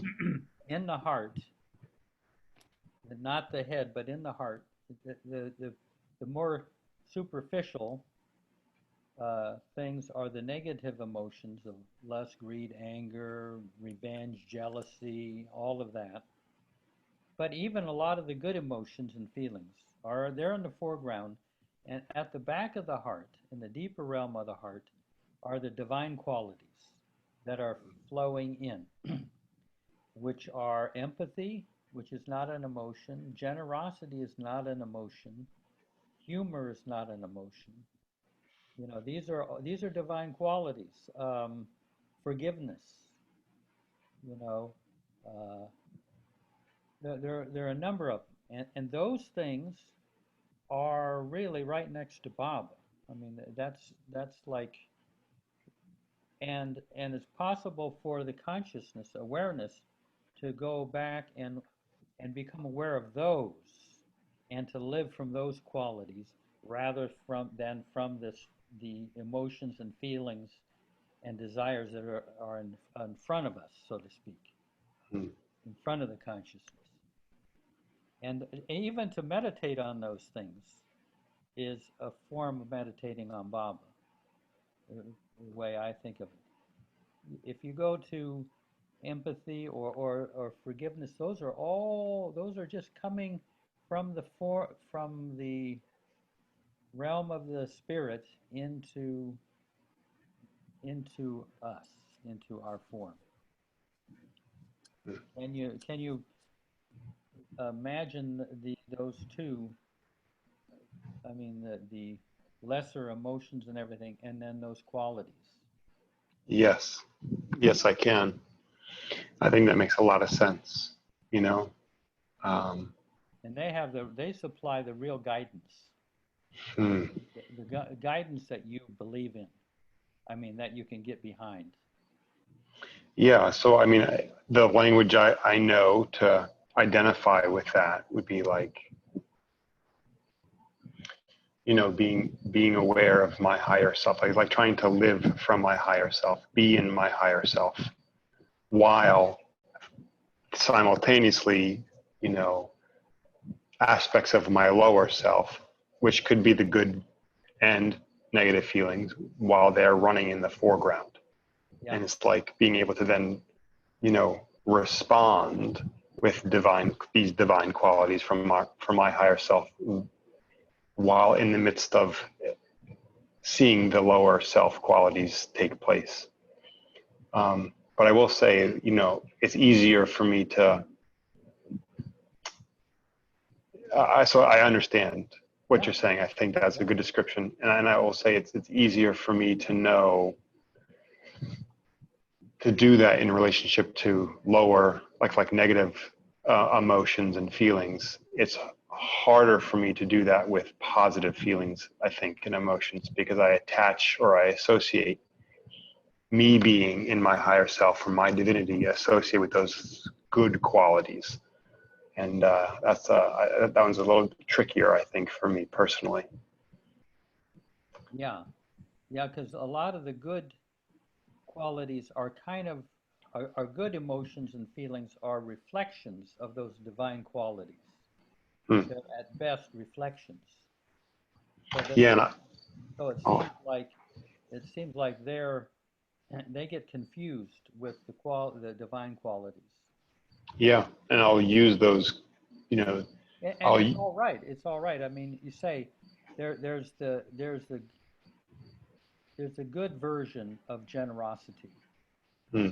And then there's the divine version of generosity. One is spontaneous, and the other one is it's got a little willpower in that. It's a deliberate. It has a deliberateness to it, which is all right. Yeah. It's better than being stingy. Yeah.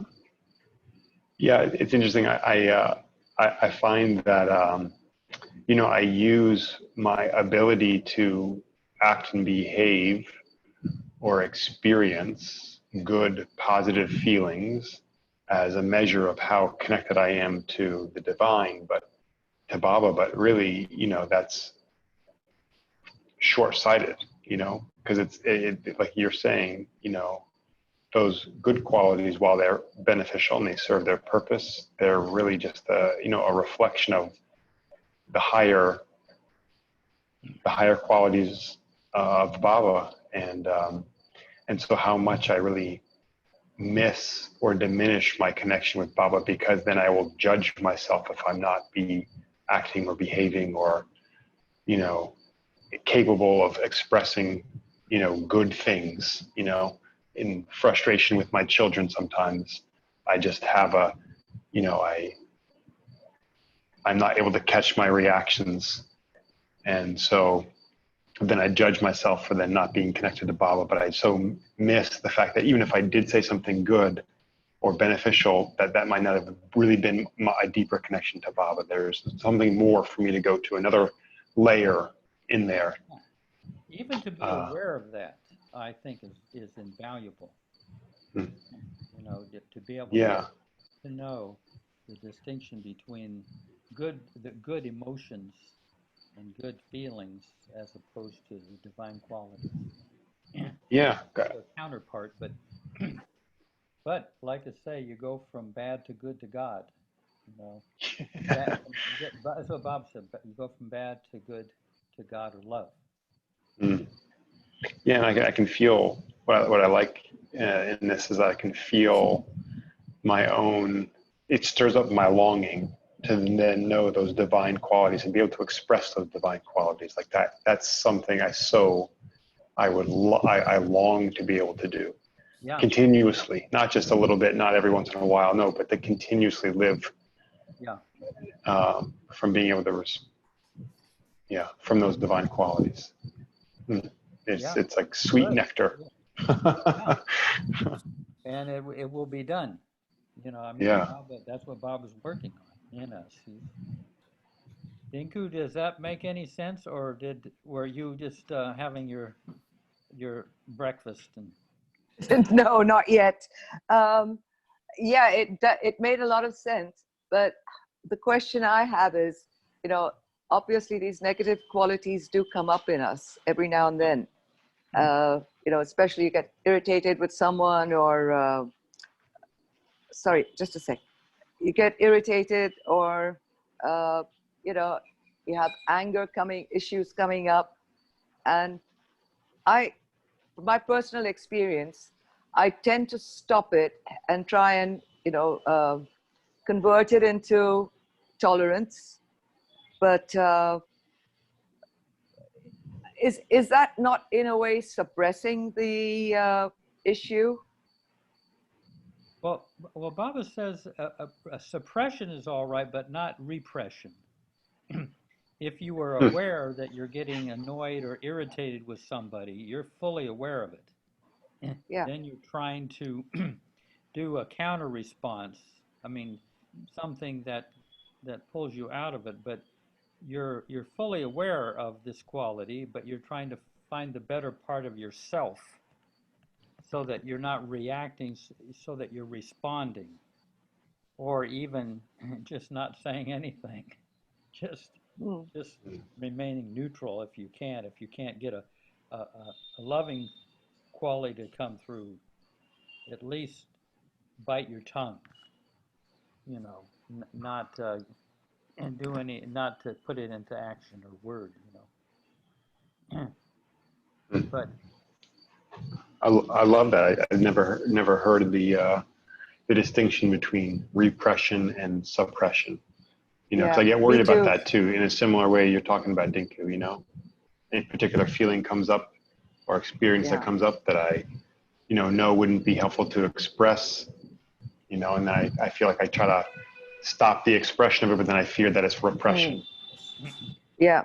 No, repression is where you consider it so bad that you don't that you're in denial that you have it. Oh, okay. You know, what do you mean I'm angry? I'm not angry. You know, Oh, that's beautiful. Like, you know, I can feel your anger building up in you. You know, I can feel your. There's no anger building up in me. Yeah. Oh, I know that. I do feel that sometimes. Yeah. Thank you, Jeff. Baba, I think Baba is very good about making sure that we don't repress too much. We're not going to be able to get away with much repression with Baba. I mean, that's one of his jobs. Yeah, there's a practice that I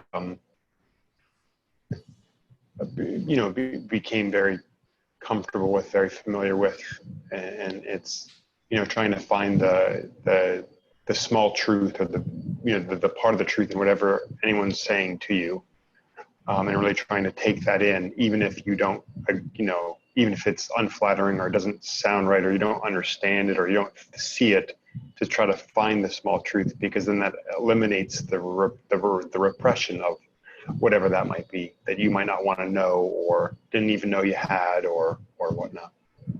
It really opens up, like, in a very loving way, the communication channel. And I have to say, it's gotten harder. It's weird. Like, I've gone through this phase where that was a very easy thing for me to do, very natural thing for me to do. And it's a natural, what I can feel now is a very natural expression of loving God. But then my ego has developed more in the recent years. Now it's a much harder thing for me to do, especially in my marriage. Maybe that's I don't know if that's natural. I don't know if I've gone, worked backwards in any sense, but I definitely can I feel would that. say you have a loving intent, so you're only going to be growing, even if it looks like. Well, Baba said his method is 2 steps forward, 1 step back. 2 steps forward, 1 step back. And the reason he said that is, in other words, you'll do kind of well for a while, and then you'll Yeah. screw up. Then you'll go forward, and then you'll screw up again. And he said that way, your progress is the pride in your progress is getting annihilated as you go along. In other words, some spiritual groups, you just kind of go on progressing, spiritually, but the pride doesn't get worked on. So they start Right. looking around, all these morons, these kind of mundane, worldly people, because the ego, the pride, hasn't got annihilated. So Baba, you're going to go forward and then backslide and go forward and backslide. 2 steps forward, 1 step back. I love that perspective. That's great. That's Yeah. fantastic. So you can kind of expect that, you're going to, your weaknesses, you're going to get hit by your weaknesses as you go along. You go two strong steps forward, and then one weak, and then you trip. And then a couple more steps, and then you trip again. Yeah, I really like that perspective. Way. Because I've certainly seen how in some of the growth that I've gone through in my life, I really had developed some pride around that growth, and I really just started to detect it and feel it, and I didn't like it. And so then I kind of, stopped doing things, stopped trying to, I don't know, to live a certain life that I had developed for myself internally. Yeah. And here I am now on a call in the middle of the night trying to rekindle that. That's right. I guess we better, we'll wait till Alan goes, and then we'll depart. Oh, there he is. Alan, you got one last. Here's what I'm going to do. I got a whole stack of quotes. I'm going to go reach in there, and we'll see what quote I get. Yeah.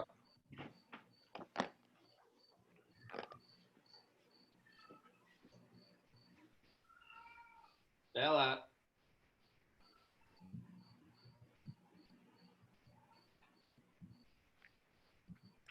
I got about maybe 500 quotes on these cards. Wow. Ah, yes. From all different spiritual traditions, but I happened to pick out a quote by Baba. And Alan, he's around the corner here. Let's see if he appears. Okay, here's the quote. It is a fact that my heart, this is Baba speaking, is the Magga Sagar, the mighty ocean of love. It is a fact that my heart is the Magga Sagar, or mighty ocean of love.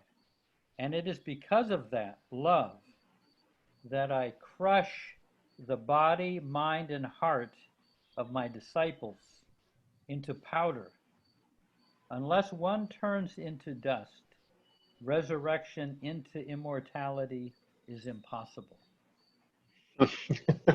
Wow. This is a nice quote to go to sleep on here. The fact is that my heart is the Magasagar, mighty ocean of love. And it is because of that love that I crush the body, mind, and heart of my disciples into powder. Unless one turns into dust, resurrection into immortality is impossible. Meher Baba. Wow, of all the quotes to pick, huh? Wow, yeah. But, I mean, we have to change our address from being Dinku or Jeff or Alan or Jake to becoming divine. I mean, whatever. How is he going to get us to vacate this premises, Hmm. this bungalow that we live in, that we've lived in for eons of time, unless, unless he burns the whole thing down. So we have Hmm. to kind of, as a refugee, go to the divine. I love that viewpoint. Yeah. That It, that that we've been living in our sanskaric bindings for eons. And yes, the sanskars have changed, but regardless, they're still, they are still illusory. But we've become so attached to relying on them, to bouncing, to knowing ourselves through them, even though they're changing, they're different from lifetime to lifetime, but still we become so attached to that. I just love that image. yeah, we're still So it's living in this ramshackle bungalow. It changes from lifetime to lifetime, but it's still Mm. a bungalow. He's got to knock the walls and the roof out of it. Uh, yeah, What can so I, it's definitely. like crushing. It's like crushing you till you hit rock bottom, and then you sort of start afresh. Yeah. Francis Brabazon described the Mandali. He said that Baba, they were exalted to dust. wow. Exalted to Wow, dust. exalted to Uh, dust. Yeah. yeah, to become a dust, to become a dust in his feet. That's all. Yeah. So Yeah. that we can have to be immersed in his Mahasagar. Mahasagar means Hmm. the Great big ocean. ocean. Yeah. Yeah. Where can I find that, Jeff? I need to have I want to have that sitting in front of me when I'm working every day. This one here, Yeah. the one I read. Yeah. Yeah. Oh boy, I didn't write it these places on the card, but this was during his period working with the musts. I remember that. Oh. But I bet if you Googled in Lord Mayhair Mahasagar How do or you Mighty Ocean, how do you spell that? Mahas. Maha, Maha meaning great, and Sagar, Sagar, which means ocean. Okay. And you might be able to, something as specific as that, you might be able to get the quote. Yeah. Okay. I'll try to find But that. resurrection into immortality is impossible. Resurrection into immortality is impossible. If we don't become dust. Yeah. Well, Jeff, what I feel is we have to question by ourselves whether we have conquered the greed, lust, anger, and the ego. Then we should realize, if we can able to realize that we have nothing, we have not conquered anything. Only by the grace of Baba we can able to love him properly. Baba give us strength to conquer all these things. That's yeah, what my yeah, yeah. There's a line from Rumi where he says, "You complain about the master's harshness. When a man beats a carpet with a stick, don't say he's being cruel. He's merely getting rid of the dust." Hmm. That's Rumi. You complain about the master's harshness. When a man beats a carpet with a stick, don't say he's being cruel. He's merely getting rid of the dust. And that's what's happening to us. That's a great analogy. Yeah, isn't that? Mm. Yeah. You know, when I was in India doing the Doonies, this kind of makes a lot of sense. This is bringing something to fruition for me. During the Doonies, I always felt a strong pull to give up my heart at the fire, and I always found that to be so strange. And I was always like, I was almost paranoid about that, because like here I am, I'm giving up my love for Baba to the Doonie fire, and what I've kind of really come into is like, I'm I'm getting like even having to get rid of your heart is a step along the process, and that sounds Yeah. weird because I've been spending so much time trying to get in touch with my heart, you know. Yeah. But anyway, and then also, I mean, I think there's something else you've said, Jeff, before that has kind of helped me understand that process also of, if you give up to something really good to Baba, that he only brings it back and makes it pure, more pure. Yeah. Yep. So those things were very helpful for me to Yeah. realize I wasn't crazy. You give him your dirty cup and he gives it back all nice and clean. And with wine in it too.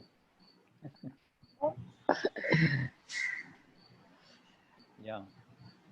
But Well, Jeff, going back to, Yeah. going back to, those negative emotions, I mean, after hearing all your talks and, reading about things, I've learned that to some extent, I can sort of control it when they come up by just thinking about Baba and saying his name. And it does help because it helps me to transmute that. Sorry, it helps me to sort of transmute it into not a positive emotion, but, sort of let go of it. Neutralizes it kind of. Yeah, neutralize it. That's right. That's the word. Yeah. Definitely. So I'm practicing that more and more, and trying to do that. Yeah.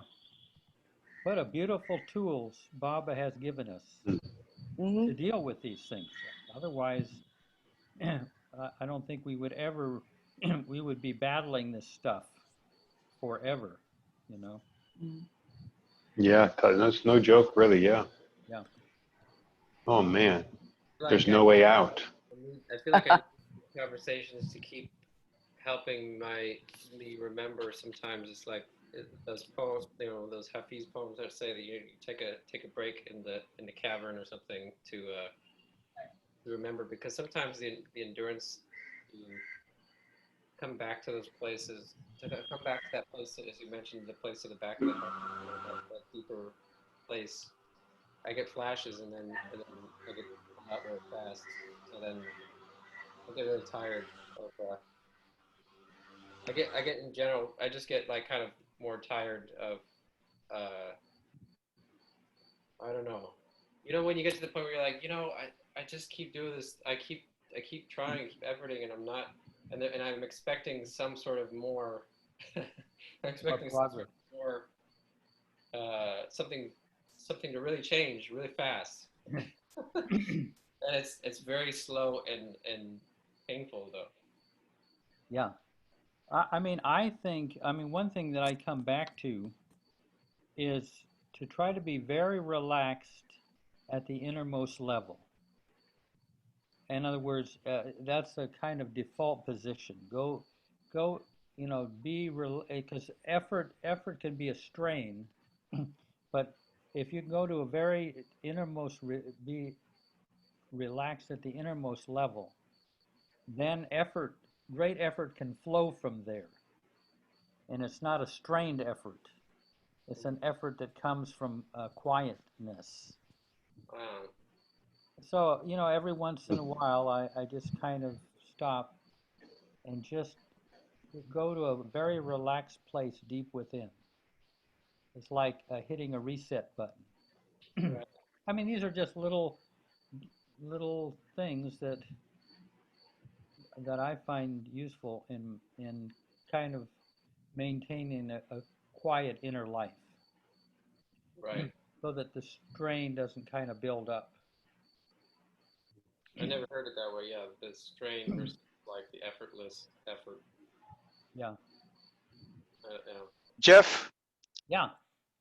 I'm sorry Yeah. for the interruption. Yeah. I have a question for you. You Yeah. know that we are brought up by my mother such a way that as per the instructions of Adi, the morning we get up, first thing is we just do namaskar to Baba, then to my mother. And whenever we used to go out, my mother always used to keep a woody on my forehead, and we used to wear button. But one of my Baba lover friend who says you cannot put woody on your forehead because many people leave their weaknesses, all everything in dhuni. So why do you keep dhuni on your forehead? Can you just clarify? Yeah. I mean, I got a phone call. Oh, Uh-oh. official So duties. I have Yeah, to go do this. take care of that.